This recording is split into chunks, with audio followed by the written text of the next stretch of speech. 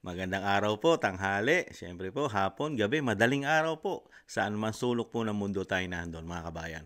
Sana po nasa mabuti po kayong kalagayan. Ito po, umpisahan na po natin mga kadambay. Ito pong napakaganda pong pag-usapan, lalo po yung walang kamatayan pong ikinakabit po sa dating Pangulong Duterte, yung war on drugs, mga katambay, na sinasabi po, mga EJK na walang katapusan, mga katambay. Dito po, na-real talk po sila. Na-real talk po sila ng dating Pangulong Duterte na napakagaling na presidente, napakagaling na abogado, mga katambay. Kaya napakahirap po nila talaga itong dalin sa korte. Kaya po ito, hindi po nila madala sa korte ito eh.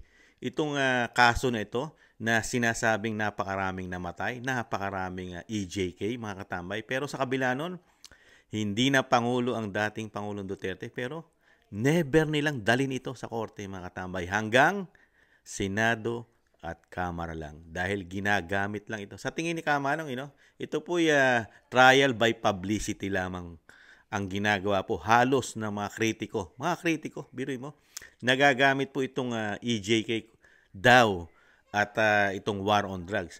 Tama naman may mga namatay.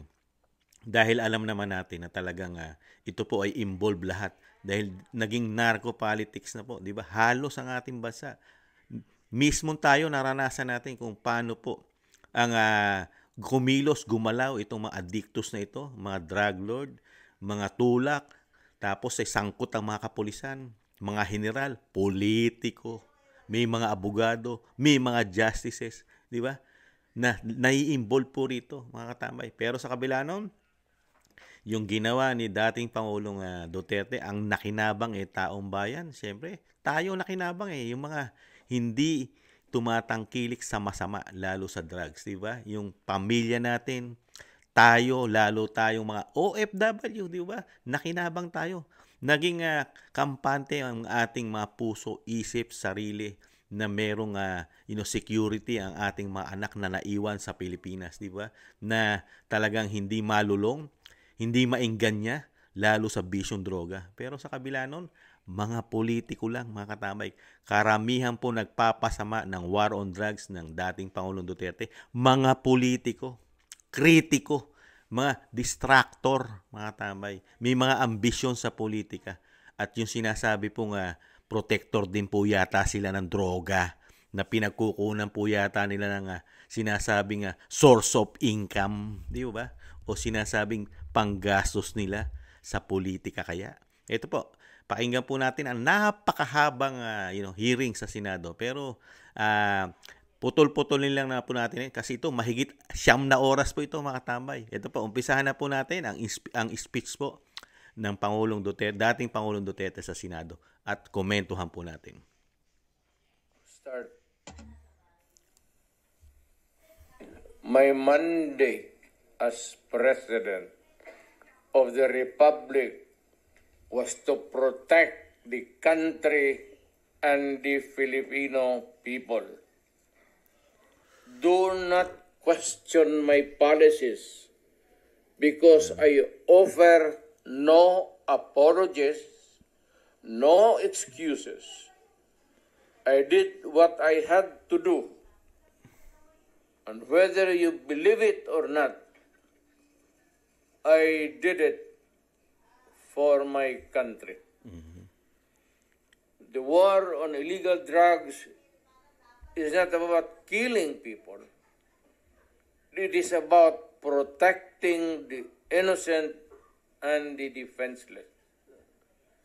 The war on drugs is about the eradication of illegal substances such as shabu, cocaine, heroin, marijuana, party drugs, and the like, as a menace which ruins people, families, communities, and relationships, and tears apart the social fabric which binds society together in peace, harmony, and brotherhood. It is not unlike slogans which serves as calls for a better future, such as the war on waste, war on corruption, and war against climate change. I have always viewed people addicted to illegal drugs as victims and patients requiring medical help and not as criminals. That is why when the war on drugs slogan came into being, coined first as a message to the people of Davao City to stay away from illegal drugs, but at the same time, I had a drug rehabilitation facility constructed in Davao City, a city government expense, manned by Davao City government doctors, psychiatrists, nurses, and health workers, among others, to look after the complete rehabilitation of those addicted to illegal drugs. I believe then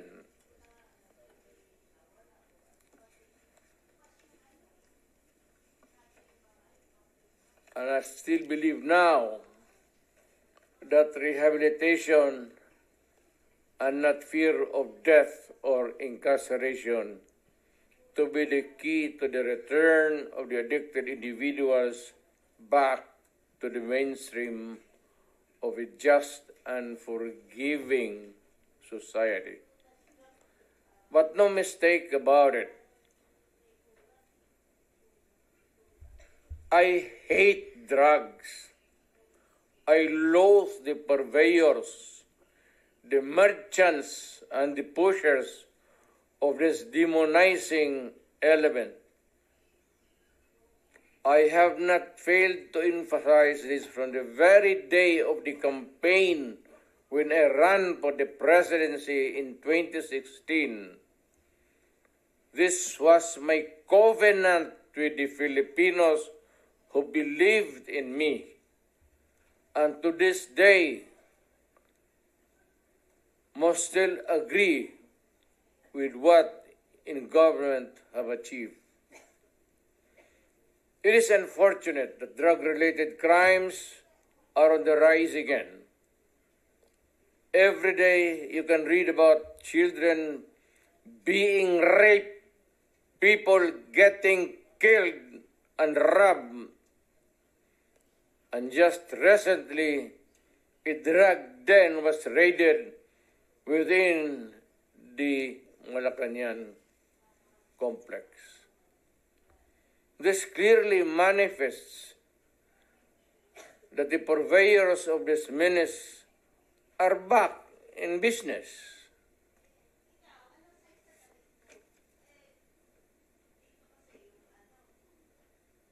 Ano? Gawain natin. The Filipinos are anxious and distressed. Self-preservation is still the first law of nature. It is instinct. It is recognized in our laws as self-defense. That is why I have always told the police authorities and operatives to be mindful of this basic law of nature. However, I tell them not to abuse their authority and power, and hindi ko talaga pinayagan yung abuso ng pulis o sundalo kailanman sa buong buhay ko and as mayor for so many years and as president, in the guise of protecting themselves. But when your very life is placed at risk and it can be snuffed out in a matter of seconds, then and only then must you act accordingly. Repel the aggression only in self-defense. Alam mo, matagal ako nagturo sa aming bayan sa Police Academy. When I was a prosecutor, to augment my income noon bago akong kasal, nagturo ako sa police. Ang sinabi ko talaga sa kanila, when you are arresting a criminal, you are not supposed to request him to surrender. Rather, you have to overcome the resistance. However, pag ayaw, it's the duty of the police is to overcome the resistance kung ayaw mag-surrender. At kung may baril, at kung tingin mo, sabi ko sa mga pulis doon sa academy, mamamatay ka, barilin mo. Barilin mo sa ulo. Patayin mo at least one less criminal in the community. Yun ang utos ko when I was a fiscal and I was a professor doon sa Police Academy. Napakaganda po ng speech po, no, ng ating Pangulo. Talagang nandun po talaga yung puso niya para sa bayan. Na ayaw niya po ang ating bayan ay malagay po sa kapahamakan. Ang lalo po ang ating tayo po mismo, ang ating lahi, ang ating mga anak, ang ating mga magulang, tayo na malulong po rito sa pinagbabawal na droga, lalo po sa krimen, di ba? Lalo yung ginagawa pong krimen ito, itong mga addictus, di ba? Saka yung sinasabi niya, talagang mapipil mo yung pagiging presidente na talagang miyagbols, talagang katatakutan ito ng mga masasama. Masasamang tao lang naman po matatakot dito eh. Hindi naman po ang normal na katulad po natin, katulad ni Kamanong. Bakit tayo matatakot sa sinasabi ng isang Pangulo? Dahil unang-una, hindi naman tayo lumalabag sa batas. Di ba? At pinuprotektahan pa tayo ng Pangulo dito sa kanyang war on drugs.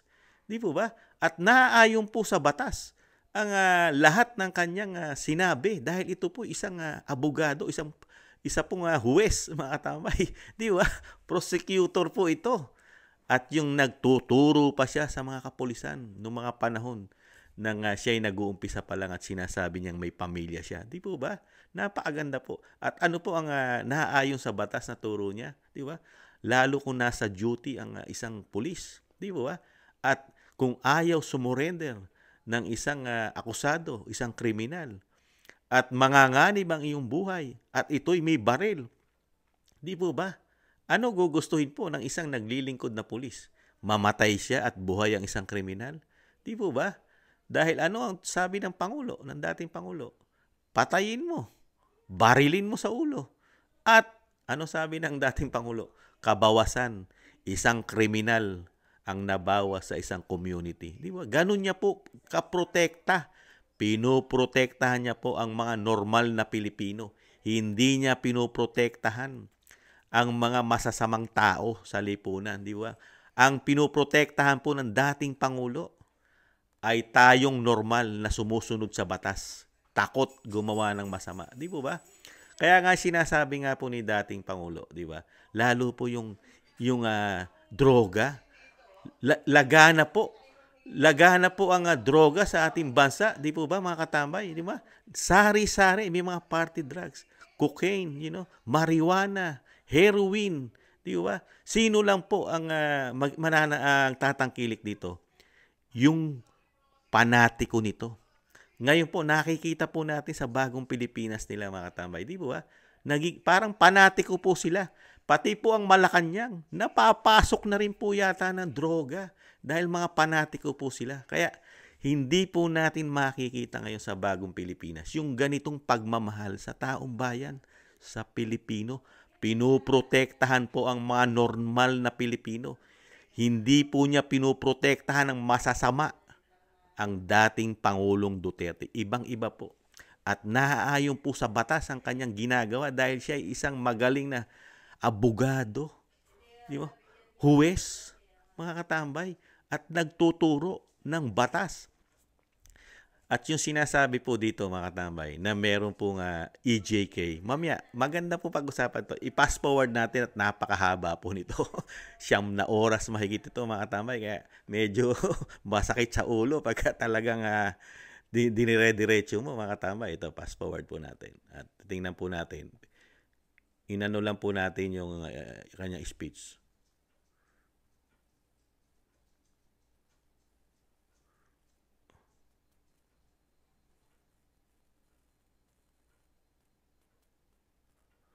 Ito po, maganda itong ni Dilima. Ano natin ito kay Dilima, mga katambay.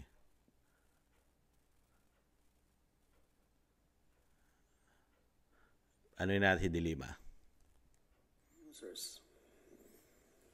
We can destroy drugs, but we need not destroy lives. I just wish to emphasize that. I said that in my privileged speech in August 2016 after I filed a Senate inquiry, a resolution calling for Senate inquiry. This man, the former mayor of Davao City and the former president of the Republic of the Philippines, for so long have evaded justice and accountability for the thousands of those killed in the name of the so-called war on drugs. Hindi pa ho natin siya napapanagot after all these years. And these killings had started nung time pa niya as mayor, yung phenomenon ng Davao Death Squad. Pinatuloy niya at nagiging klarado dun sa mga naririnig natin sa House of Representatives Quadcom hearings that yun din ang ginawang modelo ng war on drugs starting 2016. I was hoping that Colonel Garma and the others who already testified there at the Quadcom hearings, including also Kerwin Espinosa, would be here so that, our discussions, our presentations would be in sync with each other, or that we listen to them again, and then I will respond to them. Now, I responded to the crisis that we faced starting in 2016, as I said, by filing the resolution and by delivering a privileged speech. Ang problema, hindi ko po yun natuloy. Yung aking pag-imbestiga noong mga nangyayaring patayan early on dun sa nung naging Pangulo si Rodrigo Duterte. Malungkot po ako. Actually, ano na natin mga katambay, hindi po yan ang buod eh.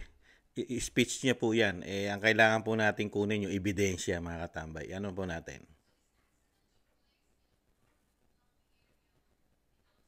At least narinig na natin mag-speech. Ito naman po si Senadora Hontiveros. Pagsalitain naman natin itong mga maganda po kasi mapakinggan po natin lahat eh. Fast forward ko lang mga katambay. Ito po, si Pangulo. Sinabi ko nga, I tried to do the best that I could. Kung nagkulang ako, pasensya. Pero ang solusyon during my time was a call of duty of the President. Ako yun. kasi ako yung presidente sa panahon ko. At hindi po ako nagkulang, Mr. Senator. Warning ako lahat narinig ng Pilipinas. Huminto kayo sa droga. Bitawan ninyo, drop it. Kasi magkakaproblema talaga tayo. Tama po yun, di ba? Nag-warning po siya nung siya po yung maging presidente, di ba? Kaya nga yung sinasabi ni dating Senadora at dating DOJ Secretary at dati rin po itong head ng sinasabi po na human rights. Naging head din po ito ng human rights. Si dating Senadora Laila de Lima, di ba? Talamak po ang droga, lalo po nung panahon po ni Pinoy. At kayo po'y DOJ Secretary nun, di ba? At ang sinasabi nga ni dating Pangulong Duterte, di ba? Nakita niya, laganap na laganap ang droga.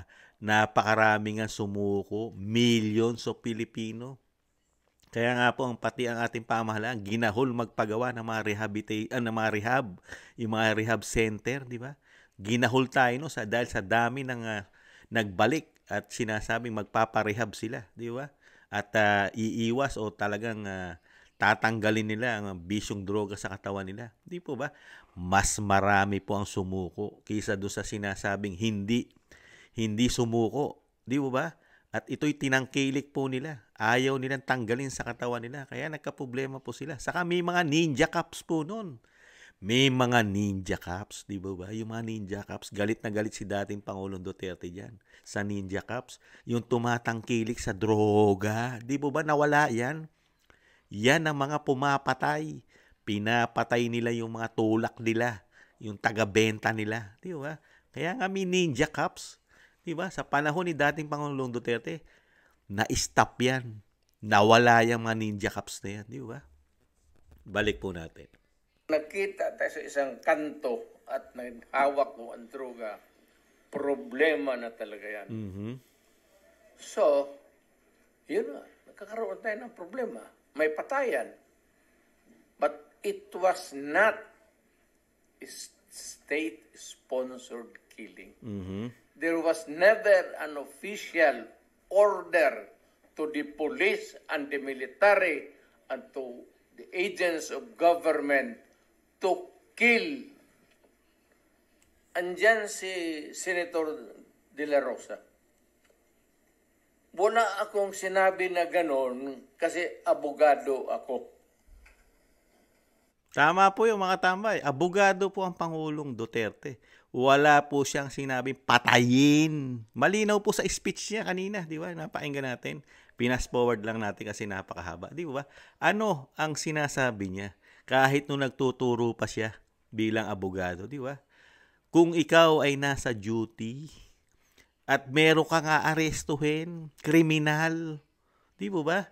At manganganib ang iyong buhay at ayaw sumuko at meron pang armas, di ba?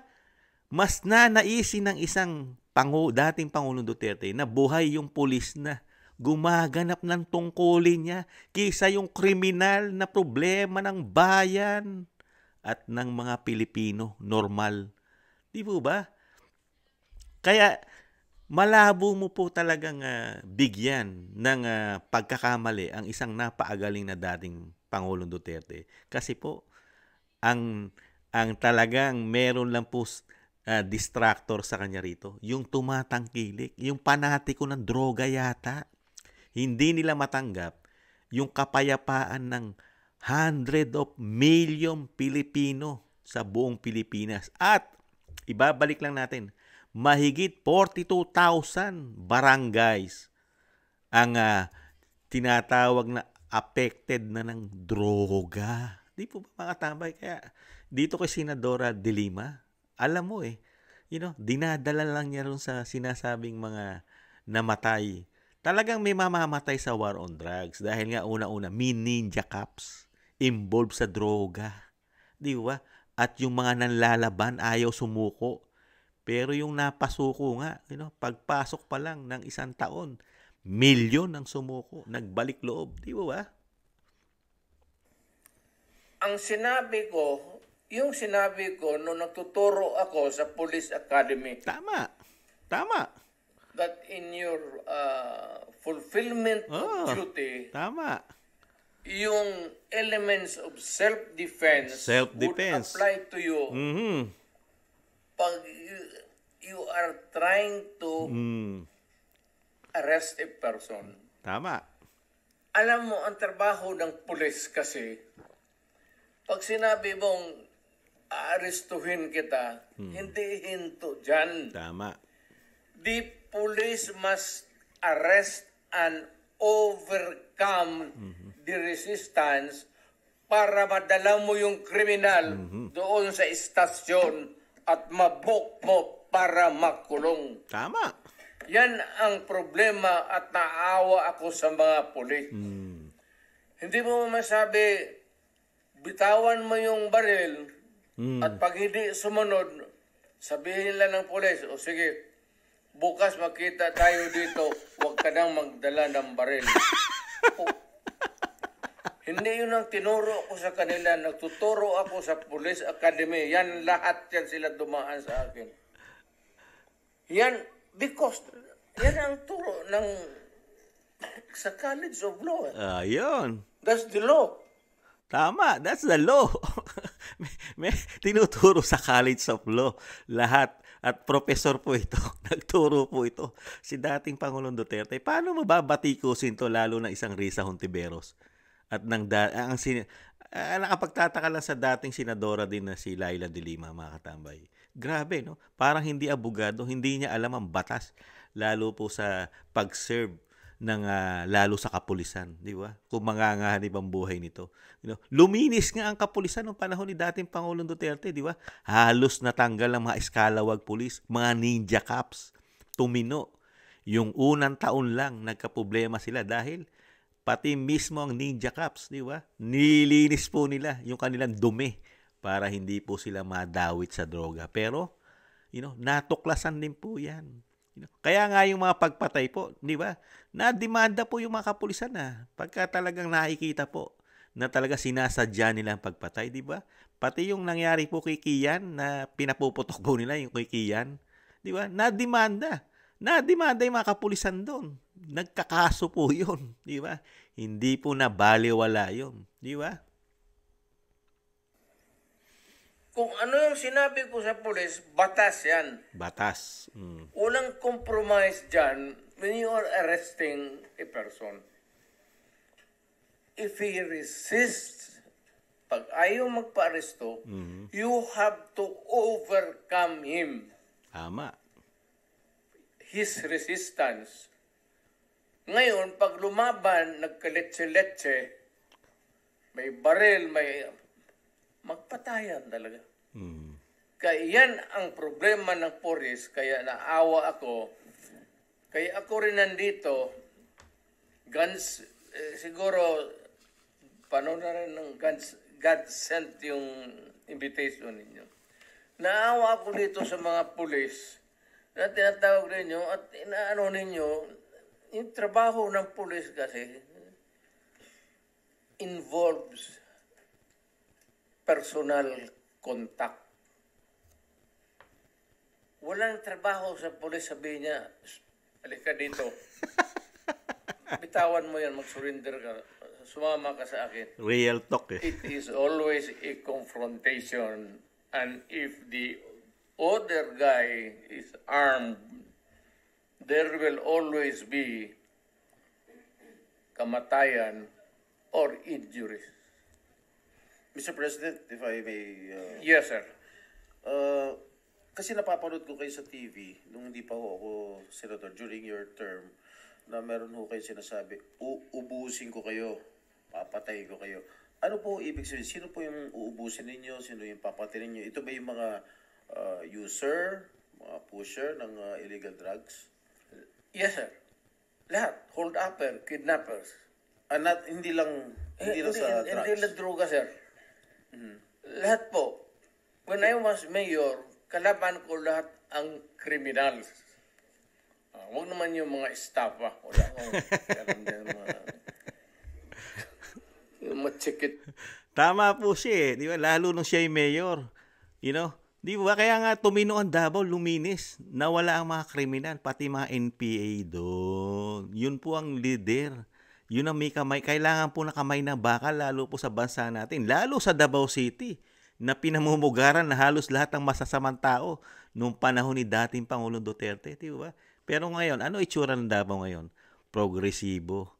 Nakita nyo naman po, safe ang mga tao ron. Di ba? Nakakatulog na mapayapa. Nakapaglalakad. Kahit anong oras, kahit madaling araw. Di ba? Kaya, saka sinasabi ko nga po, lalo yung sinasabi ni dating Pangulong Duterte, lahat ng kanyang ginagawa, pinoprotektahan ang taong bayan, naaayon sa batas lahat ng ginagawa niya. Hindi siya lumalabag sa batas. Criminal yan. Halang ang mga bitukan yan. Di po ba? Ano gugustuhin natin? Mas mamatay, yung gumagawang matitinong pulis dahil marami pang matitinong pulis lalo sa Davao. Nung panahon ni dating Pangulong Duterte at siya mayor, matitino ang pulis niya sa Davao, hindi katulad ng pulis sa Metro Manila. Kaya nga po diyan na uso ang mga ninja cops, di ba? Sa Manila, sa Luzon. Di po ba? Yung mga kidnappers sa Mindanao po, marami yan. Isa pa yun. At yung mga lawless elements doon, when they go on a rampage, they take over the entire municipality. I-hostage na lang yung municipality. Tama. Yung bangko lahat doon, hino-hold up. At yung police hindi makagalaw kasi nakapalibot sila and there are civilians. Tama. And they cannot start a war because the civilians eventually will be killed in the process. Pati sila. Nung sinabi niyo pong uubusin ko kayo lahat, papatayin ko kayo lahat, ito ba ho yung naging resulta kaya marami hong naging patayan, Ginong Pangulo? Literally, yes. So, pero wala ho kayong inuutos sa mga dating chief of police ninyo, chief of PNP na pumatay? Warning lang na istorya mo lang yan, sir. Chismis lang ho? Alam mo, pagka mayor ka o presidente ka, pag sinabi mo, hoy, huminto kayo dyan, masama yan, illegal yan, walang mangyari sa syudad mo. Tama. Pag sinabi mo, huminto kayo, Tama. papatayin ko kayo. Di ba? Pag hindi sila huminto, of course, the police would come in. May sabihin ko sa police, pag naghawak ng baril, ito yan sila, dumaan yan sa Davao lahat. Tama po yun eh. Kailangan mong bantaan sila, pero hindi naman nangangahulugan. Papatayin mo sila. Dahil nga naaayon sa batas, maliwanag na sinabi ng isang napakagaling na abogado. Di ba? Na yung sinasabi niya, itatalim mo lang sa utak mo eh. Di ba? Yung lalo sa kapulisan, magse-serve ka. Huhulihin mo ang masamang tao. Kung malalagay sa bingit ng alanganin ang iyong buhay at ito'y may mga armas pampatay sa'yo, dun pa lang magkakaroon ng patayan. Dahil mas gugustuhin mo ba kahit ako ang pulis, ako mamatay, samantala ikaw yung masamang tao? Di mo ba? Lalo sa Davao. Common sense lang yan, Jinggoy, Senador. Common sense lang po yan. Yan ang sinasabing leader na may bayag, miyag, balls. Kailangan mong takutin ng mga kriminal. Kasi ang mga kriminal, hindi na po makukuha sa pakiusapan yan. Kriminal na nga eh. Addictus na. Kumikita na ng malaki sa droga. Iiwanan pa ba nila yan? Senator Jinggoy, lalo ang mga kidnapping sa Davao. Kidnapping, milyon-milyon ang nakukulimbat na pera niyan. mga sanay na. Halang na ang mga bituka nga po niyan, di po ba mga tambay? Kaya, parang hindi politiko ang Senador Jinggoy din, kung magtanong. Iyan ang kailangan mo sa iyong syudad kung ikaw ay mayor. Takutin mo sila. Kung hindi sila matatakot at lalaban sila, may kalalagyan po sila, Senator Jinggoy. Yan ang leader. Leader yan. Yan ang kailangan ng bansa natin ngayon. Ngayon, nakikita natin ngayon? Sa leader natin, lalo sa presidente, kakamot ng ulo, ngingisi, walang yagballs, mga katambay. Kaya, laganap ang droga natin. Dahil nga, walang yagballs ang Pangulo Walang ngipin, walang pangil. Di ba? Hindi katulad na isang Rodrigo Roa Duterte, tumino ang bansa natin na 6 na taon. Ang ayaw lang sa kanyang pulisiya, yung tumatangkilik po yata dito, mga katambay. Kaya napakagaling po ng mga sagot ng... Ito, si Danao, lahat yan sila, dumaan ng Davao. Ang order ko talaga sa... Yan, fast forward na natin. Alam na po natin yung logic niyan Dahil nga, sinabi na ng ating magaling na presidente nagdaan sa ating bansa. Talagang naaayon sa batas. Ito pa po. Tingnan po natin iba. Napakahaba po nito Iano po natin. Ito. Tingnan natin ito si Senadora Hontiveros naman, mga katambay. Ibang klase. Ito, hindi abogado ito. Tapos magtatanong ka sa isang magaling na abogado na alam lahat ng batas, lalo sa kriminal.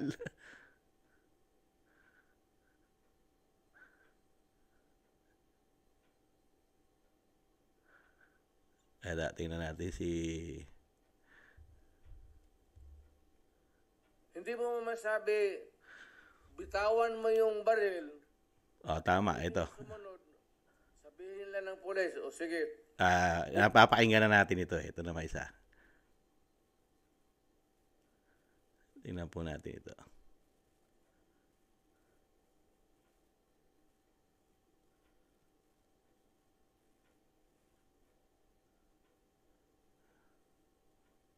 Ito. Mahirap maghanap Napakahaba kasi ito, mga katambay Talagang mauubos ang oras natin dito. Sa sobrang tagal ng hearing. Ayan. Ano po yung mga pangalan nila? Structure ng organization na sinet up nyo, yung death squad na Yung death squad ko? Death squad daw, death squad. Ang death squad ko, ma'am, is of course it is organized.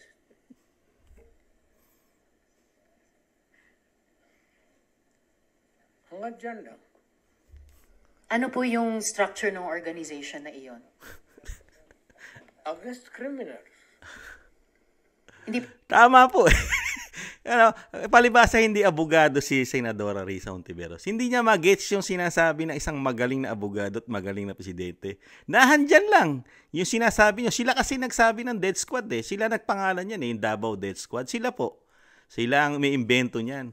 Anong sinasabi ng magaling na presidente? Sinabi niya na sa mga nagtanong sa kanya, katulad kay Jinggoy, kahit yung statement niya, na ayon sa batas. Ano po ang kanyang sinasabing mga lumalaban sa droga? Sinasabi niya, death squad Sino po ba ang lumalaban sa mga kriminal? Di po ba mga kapulisan? Logic lang yan, Senadora Risa Hontiveros. Kaya nga sabi sa'yo ng magaling na dating Pangulo, nahandyan na sila. Kasi mga pulis yun. Naglilingkod sa Davao yun. Pag ikaw'y gumawa ng masama, may kalalagyan ka, lalo kung lalaban ka sa batas. Di po ba? Kaya minsan, pagka maipag-usap ka sa napakagaling na naging presidente at napakagaling na abogado at piskal, prosecutor, mag-iisip ka muna, gagamit ka ng common sense, Senadora. Abogado yung kaharap mo at napakagaling sa batas at lahat ng kanyang ginagawa naaayon sa batas. Kaya dito pa lang, isang salita pa lang ni dating Pangulong Duterte, kung pinag-aaralan mo, alam mo na yung ibig niya sabihin Kaya lang itong Senadora, mukhang hindi alam. Tuloy natin. Yun yung task siguro na binigay nyo. Pero anong structure nung death squad niya iyon? Structure against crime Tama. and criminals. Ibig sabihin, ano po yung setup At sino yung 7 yon na miyembro ng death squad Fight nyo? crime. No, sir. Yung pangalan nung sabi nyo, 7 tao na nasa death squad nyo. Mukhang patay naman sila lahat, ma'am. It's okay, sir. Ano pong mga pangalan nila? Niluloko na lang siya ni dating Pangulong Duterte, ito si Senadora Risa Hontiveros. Niluloko na lang dahil alam niya na mahina ang pinagkukunan ng Senadora. At nakapokus lang siya ron sa Davao Death Squad, mga kasambay. Nakita niyo po, napakagaling po na presidente. Alam niya pong paikutin, lalo kung alam niya ito'y mababaw ang kaalaman, lalo sa batas. Kaya niyang lukuhin eh. You know, when I was mayor, it's about 43. I am now 73. For the life of me, I cannot remember the name. And ano po yung structure nung 7 yon? Merong bang team leader, may 2 tenyente, then may 4 pa na tao? Ano po yung structure ng organization na iyon? I said I am 73 years old. Hindi ko nga alam kung bakit nandito ako kaharap mo. Sir, I'm sure Talaga alam mo to si Senadora Risa Hontiveros. Siya yung nag-aakusa. Tapos, ang tatanungin mo, isang magaling na abogado para dalin mo ro sa gusto mo. Ikaw nag-aakusa, di sana sinabi mo yung pangalan. Ang magaling na abogado yan, tapos sa kanya mo kukunin yung gusto mo ibintang sa kanya. Logic, Nance. Ay, ginagawa mong tanga katulad mo yata ang dating Pangulong Duterte. Malabo. Kahit naman kay Kamanong tanongin mo si Kamanong, tapos babanatan mo ako ng ikasasama ko, ikasisira ko, tapos ako pa gusto mo tanungin. Ikaw ang maghanap ng ebidensya. Sabihin mo kung sino yung sinasabi mo sa akin. Sino ba yan? Yung binibintang mo sa akin. Di po ba yun ang tama kahit sa korte? Hindi yung mismo inaakusahan mo, paaminin mo. Ikaw ang mangalap na ebidensya, Senadora. Bigay mo lahat. Kay dating Pangulo ang pangalan. Kaya tuloy, niluluko ka na lang. Kaya ano sagot sa'yo? Hindi nga rin niya alam kung bakit siya nandun Di mo ba? Logic. alam nyo kung bakit kayo nandito. In fact, kayo po yung nagsalita ng pinakamarami sa resource persons. May reward po ba yung 7 million sa death squad nyo? Reward. Again, ma'am? May rewards po bang ibinibigay sa mga miyembro ng death squad nyo tuwing nakakapatay sila? Police? Police ba yung death squad nyo? Yun ang allegations. Hindi po, yung sinabi nyo kanina. Tingnan mo, allegation nila yun Sila ang may allegation. Pero ayaw nilang patotohanan yung allegation. Doon mo sasabihin sa'yo, doon sa pinagbibintangan mo, siya pa yung kukuhanan mo ng sinasabi mo sa allegation mo. Dapat ikaw magpatotoo nun. Kumuha ka ng mga ebidensya mo, Senadora. Kaya tuloy, mababastos ka talaga ni dating Pangulong Duterte. Abogado yan Tapos ang expertise pa ng Pangulong Duterte, sa batas, lalo sa kapulisan, sa crime. Di ba? Tapos ikaw, I don't know. Ay, lumabas dyan. Hindi po ako lumalabas. May ibang lumalabas. Yung Dito sinabi po ninyong death squad, may rewards po ba yun? Centered sa police na sinasabi na binabayaran. No, sir. Tama. Pina-follow up ko yung sinabi ninyo. Yung civilian? Unprompted.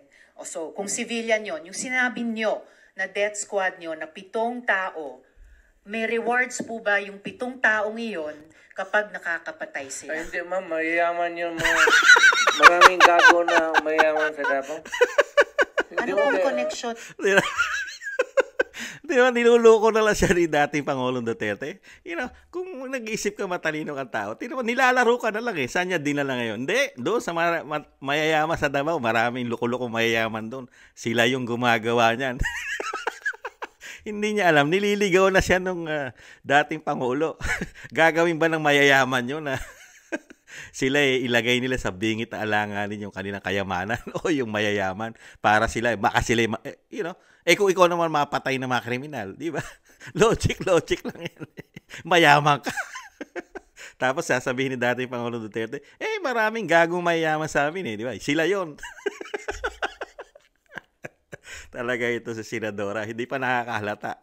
nung mayayaman sa Davao. Gusto dun sa pumatay ng miyembro ng mga Death criminal. Squad. Because Ibig they sabihin, want their city to be safe. Nagbibigay sila, yung Because mayayaman, ng they want reward sa business to Death thrive. Squad. Yes sir, bago po yan. Sinasabi nyo ba na yung mayayaman sa Davao nagbayad sa Death Squad para pumatay? No, hindi ma'am. Si Sila Colonel mismo. Makasaet po ba kasama sa Talagang hindi, talagang para bang kausap ni dating Pangulong Duterte, isang grade 1 student na makulit. Sinabi na nga ni dating Pangulong Duterte, lahat ng ginagawa ng kanyang kapulisan ay naayon sa batas. Ngayon, lahat ng pinagsasabi naman ni Senadora Risa Hontiveros, nasa batas ba? Para lang niya idiin ang dating Pangulong Duterte. Dinidiin niya lang Dinidiin doon sa sinasabi po na gusto niya mangyari na itong si dating Pangulong Duterte lumabag sa batas at nagpapatay lang na nagpapatay. Di ba sinasabi nga natin, ang pumapatay ay karamihan nililinis nila ang kanilang pagkatao. Ninja cops na andyan, iskalawag, at mga politikong sangkot sa droga. Napakarami nga, di po ba, Senadora? At ang hirap po sa Senadora, mas pinoprotektahan po ang mga kriminal yata at ang mga drug lord. Hindi po tayong mga normal na Pilipino. Hindi tayo pinoprotektahan ito. Lalo sa droga at mga kriminal. Lalo yung mga anak natin. Tayong mga, di ba? Tayong mga OFW, mga katambay. Wala tayong protection dito sa Senadora. Mas gusto niyan lumagana pa ang kriminal at droga yata sa ating bansa. Di ba? At malinaw yung sinabi ni dating Pangulong Duterte, di ba? Kung ayaw mo na ikaw ay mamatay, di ba? Layuan mo yan. Lumayo ka riyan. Huwag kang maging masamang tao. Huwag kang maging masamang tao. Pwede ka naman maging mabuti. Bakit diyan ka pa pupunta? Alam mo masama yan. Di ba? Death Squad na iyon? Sino? Colonel Makasaet, kasama po ba sa Death Squad na iyon? Colonel Makasaet? Ma'am, alam mo, sa totoo lang, mahabang istorya to. It's okay sir, maikli lang sana Pero kung ang sagot. problema, ma'am, patay na yung tao. Si Colonel Makasaet ay patay na. Ayaw kung marami. Police officer in the police department. Pero patay na yung tao. Okay sir, may Huwag mo rewards akong po ba sila? tanungin kung anong history yung tao na yan, patay na. Okay, may rewards po ba sila, yung mga miyembro ng Death Squad nyo? Sino? Ako? Magbigay? Yung 7 miyembro, kung sino man ang nagbigay, may rewards ba sila kapag pumapatay sila? Walang reward, ma'am, kung Walang police rewards. yan. Lalo Hindi ng ho. police. Bakit Wag- ako magbigay ng reward sa mga... Paiba-iba, hindi po. Paiba-iba Trabaho po nila yung yan. sinasagot nyo Hindi ko tinatanong yung mga pulis. Tingnan mo, Parang pinipilit talaga ni Senadora Risa Hontiveros na merong private, private army na tinatawag o mga civilian na pumapatay. Itong si dating Presidente Duterte at naging mayor ng Davao. Parang, pulis nga ang kanyang hawak. Dahil mayor siya noong mga panahon na yon. Mayor. Meron siya mga pulis. Yun na nagtatrabaho para sa Davao. Kahit sa buong Pilipinas nung maging presidente siya. Pilit niyang nilalagyan ng issue na wala naman siyang pruweba. Walang pruweba ito. Nagsasalita lang po ito sa Senado. Pero never niya ito. Napakatagal na panahon na po itong issue na ito. Hindi pa po presidente ang ating dating Presidente Duterte. Issue na po nila ito. Kasama si dating Senadora De Lima, DOJ Secretary. Issue na po ito Pero never po nila dinala ito sa korte. Hanggang Senado at Kamara lang, mga tambay. Trial by publicity, mga tambay. Kaya silang pagalitan para silang bata na pinapagalitan ng isang profesor, isang estudyante. Di ba? Tinatanong ko po yung mga miyembro ng Death Squad nyo. Binabayaran ba sila kapag nakakapatay sila? Wala. Wala. Okay. Mga pulis nga yun Bakit mo babayaran? Tungkulin nila yun. Trabaho ng mga pulis yun. Pinipilit nyo kasi yung Davao Death Squad na pinalalabas kasi nito na hindi pulis yun. Kailangan bayaran. Kailangan may reward. Di ba? Malinaw nga yung sinabi ni dating Pangulong Duterte. Bakit ko babayaran yung mga minumura pa nga niya na may PI pa itong mga pulis? Bakit ko babayaran yan? May mandato yan. Trabaho nila yan. Tinuturuan ko yan. Nasa batas ang trabaho niyan. At sinabi niya yung batas at kung ano ang dapat gawin ng kapulisan. Di ba? Naaayon sa batas. Kisa mamatay kayo. Kriminal yan. At papatayin ka niyan. O di mas gugustuhin ng dating mayor at dating presidente na mamatay yung kriminal. Di ba? Pero nasa batas yun. Nasa batas yun. Na mas puprotektahan ng batas itong nagpapatupad ng batas katulad ng pulis, senadora. Putulin na po natin si senadora. At nonsense mga katambay. Makapagbintang lang po. I-pass forward naman natin. Talagang iba talaga pagka hindi abogado eh.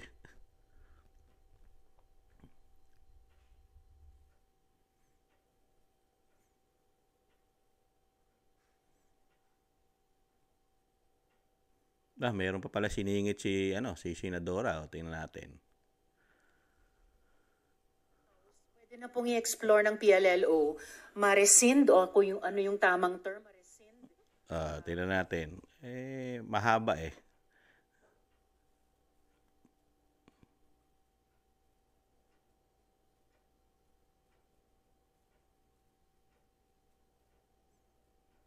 Fast forward ko lang po konting ano lang po kasi tatagal tayo. Napanood ko po ito, napakatagal mga katambay. 9 na oras ito mahigit. Kunin natin yung kay De Lima.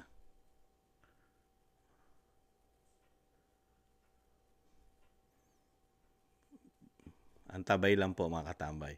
Kaya dito po sa ginagawa po rito ito pa po, meron pa pong si Risa. Yung idioto na congressman, sobornation o he was suggesting the mere suggestion of what he wants you to do is already a crime. Mm-hmm. Under the revised penal code. Yung inuudyok mo yung tao na mag-execute ng affidavit Mm-hmm. falsely or making a false narrative. Sovereign of perjury. Yes, that's a crime under the Yes. revised penal code. Yes, sir. Thank you. Sige sir, because we are operating under... Ayan, delikado rin yun. Sinasabi ni dating presidente, yung inuudyok mo. Yung mga testigo mo. Gamitin mo sila. Gumawa sila ng statement, mga katambay. Meron din pong kakulang parusa po yan sa batas, mga katambay. Di ba? Mukhang mga senadora po yata talagang pinupus yata ibang testigo nila para laban dito sa dating Pangulong Duterte. Di ba? time constraints. So, sabi ko kanina hanggang 3 o'clock lang tayo. But sige, Gusto ko lang habulin yung classmate mo. Ayun, congressman. Parang papailan ko ng kaso. Papailan ang kaso. Total, hindi ko na kailangan yung affidavit mo.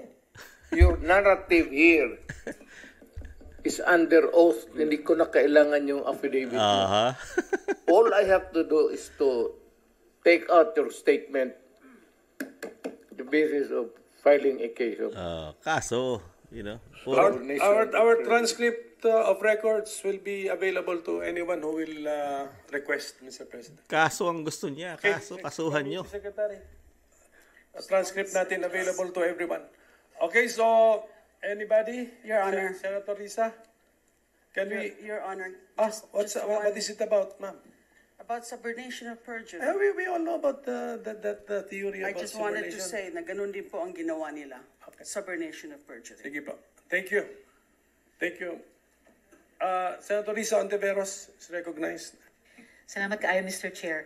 So, bago po magsimula, gusto ko lang pong ipaalala sa ating lahat na seryosong usapin ito. At tiwala ako sa chair ng subcom na seryoso. Tingnan natin ha, sobra-sobra na na ano naman ito si Rize, yung kanyang mga topic at wala sa wala sa hulog.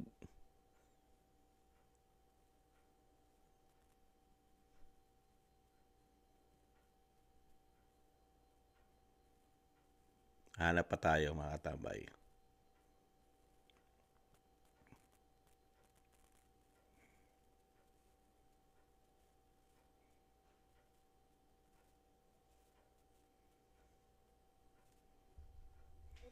Kaya naglayasan yung mga drug lord dito sa Pilipinas. Ngayon, Duterte, bumalik na naman. Andyan na naman sila ngayon. Continue yung kanilang trabaho, kanilang negosyo. Tama. Hindi nila nakuha yung style ko, sir. Hindi ako magsabi na magbigay ako bounty. Ikaw yung kriminal. Criminal 50,000. Aha. Sabihin ko, ang pulis ang bigyan ko. 50,000, sigurado mahulihan. Kung sabihin mo lang 50,000, wala. Pero sabihin mo, ibigay mo yung 50,000, no? Hanapin mo. Pag lumaban, patayin mo. Alam nila yan kasi dumaan yan lahat sa akin. Instructor ako sa criminal law, pati criminal procedure. Ayan, instructor siya ng criminal law at criminal strategy, criminal law, lahat po. Alam niya po yan dahil nga yan ang expertise ng dating Pangulo. Di po ba mga katambay? Ito po, tingnan po natin iba. At napakarami po nito mga katambay.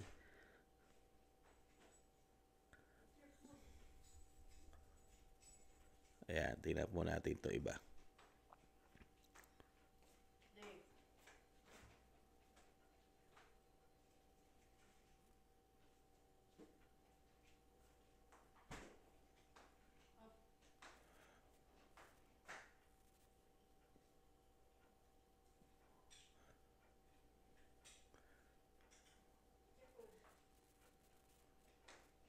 Pinapass forward ko lang po mga katambay dahil napakarami nito Tingnan pa natin yung ibang pwede natin komentuhan.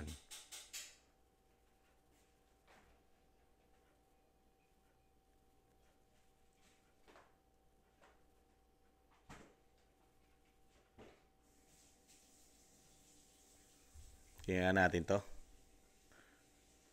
We cannot destroy lives. Yan po ang sagot ko dun sa very passionate defense of the former president as to his policy of killing alleged drug offenders, alleged drug pushers, alleged drug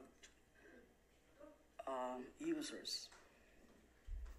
We can destroy drugs, but we need not destroy lives. I just wish to emphasize that.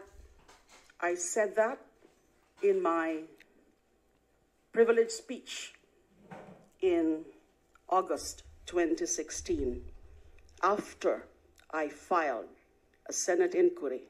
Naku, wala naman nagawa. Fast forward natin mga katambay. Ito. And you were DOJ secretary, why didn't you file a case against the former? Ayan. You had all the means, you had all... Tingnan natin. Maganda ito The reason why no cases were filed with the Ombudsman against the former mayor. Tingnan natin Maganda itong dilemma Dahil may power itong tao na ito noong mga panahon na yon.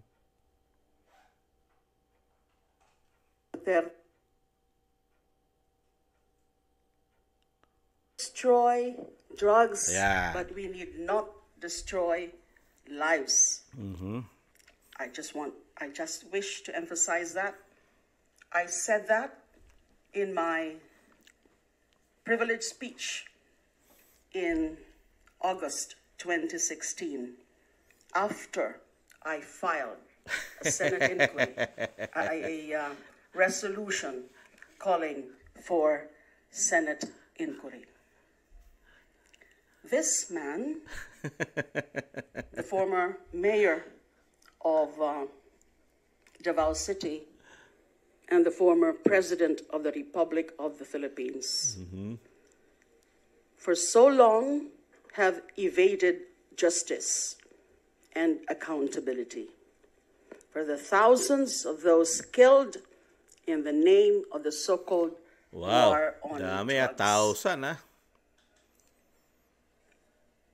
Hindi pa ho natin siya napapanagot. Hindi pa after all napapanagot. these years. And these killings had started nung time pa niya as mayor. Yung phenomenon ng Davao Death Squad. Ay, nako. Pinatuloy niya at nagiging klarado dun sa mga naririnig natin sa House of Representatives Quadcom. Unang-una po kasi naapektuhan ito si dating Senadora de Lima, di ba? Dahil ito po, talagang na-involve po ito sa droga, di ba? Nakulong ito Di po ba?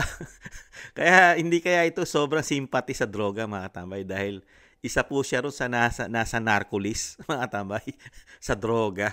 Di kaya? Hearings that yun din ang ginawang modelo ng war on drugs starting 2016. I was hoping that Colonel Garma and the others who already testified there at the Quadcom hearings, including also Kerwin Espinosa, would be here so that, our discussions, our presentations would be in sync with each other, or that we listen.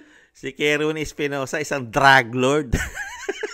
Tapos isang na-involve sa droga dahil pinakakakitaan daw yata di umano ng senadora ang droga, lalo nung tumakbo ng senadora siya. Ayon po yan kay dating Pangulong Duterte. Pero ito po yung kanyang mga magpapatunay. Isang drug lord at may kaso rin krimen na ginawa itong si Kerwin Espinosa. Ito po ngayon ipinupus po sa taong bayan na magpapatotoo po. Ay nako, Senadora. Them again, and then I will respond to them.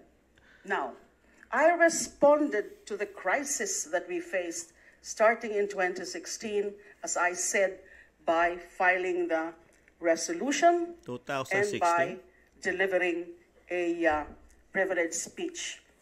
Ang problema, hindi ko po yun natuloy. Yung aking pag-imbestiga noong mga nangyayaring patayan early on dun sa nung naging Pangulo si Rodrigo Duterte. Malungkot po ako. Actually, I have mixed feelings now. People have been asking me. Malungkot din kami, Senadora dati Senadora. Malungkot din po kami nung malaman po namin na ang gawaan po ng droga ay nasa Muntinlupa. Nasa Muntinlupa po ang gawaan at pinatunayan din po yan ng Senador Robin Padilla na talagang may gawaan po ng droga matagal na panahon na. At kayo po, nung panahon na may gawaan ng droga ron, at may mga party-party pa po, at nahuli rin po yata kayo nakikipag-party sa mga drug lord doon, sa Muntinlupa. Di po ba? Kumakanta pa yata tayo ron, nagko-concert, at doon din po lumagana po ang gawaan ng droga. Kayo po ang DOJ Secretary. Alam po ng mga Pilipino yan. Senadora. Di kaya. Tiwanahan dyan pa nga sila. Dayan. Junel. Di mo ba? Si JB Sebastian. Di ba? Pumutok din po yan. Di kaya daw naging mga sinasabi pong something ninyo yan. May something sa inyong pagiging, DOJ Secretary. How do you feel that you're again appearing before the Senate for the first time? I'm setting foot in the premises of the Senate. Ang sabi ko, mixed feelings dahil sana nga noon pa hindi na natin hinintay yung libo-libong mga pinatay. Pero nagagalak naman ako that I think we have the right environment now. Sana po, marami pa. Nagagalak na si Senadora, napakaganda na kasi na environment po natin ngayon. Hindi lang po sa Senado, sa Kamara, sa buong Pilipinas po, napakaganda na po na environment. Laganap po ang krimen, laganap na naman po ang droga sa ating bansa, mga katambay, mga kababayan ko. Kaya napakaganda pong environment sa tingin po ngayon ng dating Senadora Laila de Lima. Kaya po, napakaganda po. Nalalanghap na po natin ang mga singaw, ang mga usok ng environment na gagaling po sa gumagamit na naman ng droga sa ating bansa. Di po ba, mga tambay? Ang lumantad para magsabi pa kung ano talaga ang tunay na layunin ng Project Double Barrel. Yung kulang ho kasi noon, nung nag-imbestiga ako, when I presided over the Senate committee hearings, yes, we were able to present, actually, konti lang, 2 lang ata out of the 13 available CHR witnesses. But because I was eventually ousted as the chairperson of the committee, after I presented Mr. Edgar Matubato, hindi na po yun natuloy. Pero, ang talagang magiging kulang nung investigation na yon ay yung mga insider na makakapagpatunay sa atin na yung Project Double Barrel is the very program that was used in eliminating and in killing drug suspects. Because malinaw sa mga naging pronouncements ng dating mayor, ng dating pangulo, na yan ang pinaka-polisiya na niya in addressing the drug problem. Nasabi na... Para po hindi abogado ito, no? Sinabi na nga ni dating Pangulong Duterte, nasa batas po, abogado po siya. Alam niya ang batas lalo po sa kapulisan, lalo po sa pagpapatupad po ng kapulisan. Dahil expert niya po yan. Yung kanyang... pinag-aralan niya talaga yan. Professor pa siya riyan, lalo sa batas po, lalo pagsugpo at paggamit po ng kapulisan ng kanilang tungkulin. Senadora, maliwanag na maliwanag po sa amin. Di ba? Naintindihan po namin sinabi ng dating Pangulong Duterte, kung ang kapulisan gumagawa ng kanyang duty at merong kriminal, addict, drug lord, user, at nanganganib ang buhay nito, mas nanaisin ba ng batas na mamatay yung nagpapatupad ng batas o yung lumalabag sa batas? Di po ba ayon sa batas, puprotektahan ng batas yung nagpapatupad ng batas kaysa sa kriminal? Di po ba, Senadora, abogado kayo? Parang hindi na po yata kayo abogado. Masyado nyo po yata ang pinoprotektahan. Ang masasamang salot yata ng ating lipunan, lalo ang droga. Senadora. O kanina, yung mga examples, at marami pa ho yun, I have a whole collection of his statements, which really... Napakarami mong koleksyon. Napakarami, libo. Pero wala kang sinasampang kaso sa korte. Wala pang 2016, iniimbestigahan mo na as in mayor. Hanggang ngayon, wala ka sinasampang kaso. How many thousand? Ano yan? Iniipon mo lang? Nasa gallery? Di ba? Ano yun? Senadora. Categorically show very clearly, manifestly, that he was inducing, encouraging the killings. And it cannot just be purely rhetoric. Kasi sino... Itatama lang natin si Senadora. Senadora, abogado kayo. Hindi korte yan.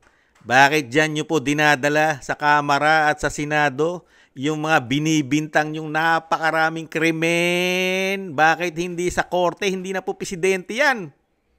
Pwede ka na kayong mag-file at napakarami nyo po palang hawak kasama si Senadora Risa Hontiveros. Isang damukal na napatay di umano ayon sa inyo. Pero nananatiling nasa inyo pa rin, mga tambay. Ayaw dalin sa korte. Bakit kaya? Tingnan natin. Yung mga binanggit niya. sinunod yung kanyang mga sinasabi na kailangang patayin ng mga yan. Nanlaban man o hindi. Ay, nako. Problema sa nanlaban, hindi ho kapanipaniwala. Siguro may ilan-ilan na may mga nanlaban talaga. Pero sa karamihan, sa mga lumabas na mga Kailangan patunayan mo yung senadora. Napakarami mong bintang kay dating Pangulong Duterte na hindi lahat ng laban. Nasaan yung proof mo? Nasaan? Ang proof mo lang yung magsalita ka lang sa Senado? Yan lang ang pruweba mo? Kakatigan ba ng korte yan? Yung mga sinasabi mo, yung speech mo sa Senado? Nada. Nagbibintang ka lang. Pero wala ka namang ipinapail na kaso. Napakatagal na po, 6 na taon nanungkulan yan bilang presidente. At nanungkulan din ng 3 taon nung panahon na yun ng mayor. At ngayon, magta-3 taon na po siyang hindi presidente. Wala pa rin kaso. Pag sinuma mo yun, mahigit 10 taon na. Mga katambay, wala pa rin kasong isinasampa ang Laila de Lima. mga kwento ng mga kaanak ng mga biktima ay karamihan sa kanila ay hindi nanlaban. Ano ba yung nangyari sa akin? Hindi lang sila nakontento na alisin ako bilang committee chairperson, but sinundan po ako ng katakot-takot na acts of persecution. Napakarami nyo yung nagpatunay po na sangkot kayo sa droga Di ba? Pati nga driver nyo, pati bodyguard nyo, pati yung nando sa loob, na si Sebastian at marami pa. May kulangko pa yata. Di po ba? Napakarami pong nagpatunay. Kaya nga lang po, bigla pong nabago ang ihip ng hangin nung mapalitan po administrasyon ni dating Pangulong Duterte. Kasi po yata, yung bagong Pilipinas po yata ngayon, di umano, mas panatiko yata ng mga adik o mga drug lord yata. Nagtatanong lang si Kamano. Kaya po, nabigyan po yata kayo ng pabor. Pati po ang drug lord, Ang drug lord, nakalaya na rin ang Kerwin Espinosa. At tumatakbo pang mayor. At ito'y tumatakbo rin party list, mga tambay. Kasama na yung halos araw-araw. Tingnan natin. May tanong dyan Masyadong ayan. Now, bakit wala Tingnan natin. Ano natin, mga katambay? pa po yung drug killings? Kasi nga po, pinapapursu ko pa Tingnan mo, the pinapapuso NBI. It was not More the than real 10 years focus na. then of Administrative Number 35, which is the Special Ay, nako. Interagency Committee to address extrajudicial killings. Now, talking about the Gordon report, you mentioned Tingnan natin. Fast forward natin. Asking sa NBI. Can we Your request for Honor. a brief answer? ma'am? My brief answer is that I did make such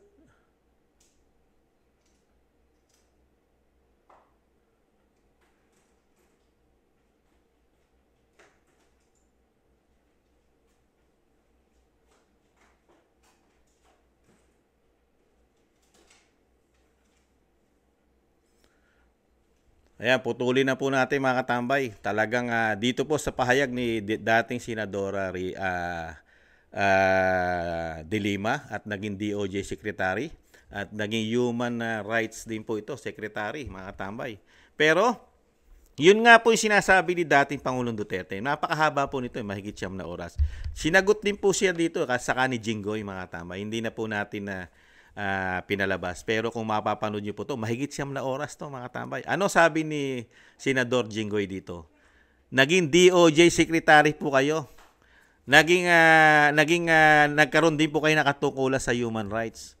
Bakit po, sa dami po ng bintang nyo, at ganon din po kay dating Presidente Duterte, sa dami po ng binintang nyo at dami na sinasabi nyo na krimen na ginawa ang war on drugs, ang EJK, lalo sa Mindanao, sa Davao City, as in mayor, sa tagal po. At napaka-powerful po nyo no mga panahon na yon. Sinasabi po ng Jinggoy, hindi ko na po makita sa haba Ano po ang sabi ng Jinggoy dito?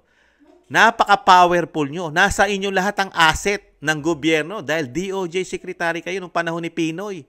Bakit wala kayong likom na matibay na ebidensyang magpapatunay sa lahat ng binibintang nyo sa Davao? Meron pang Davao Squad, di ba?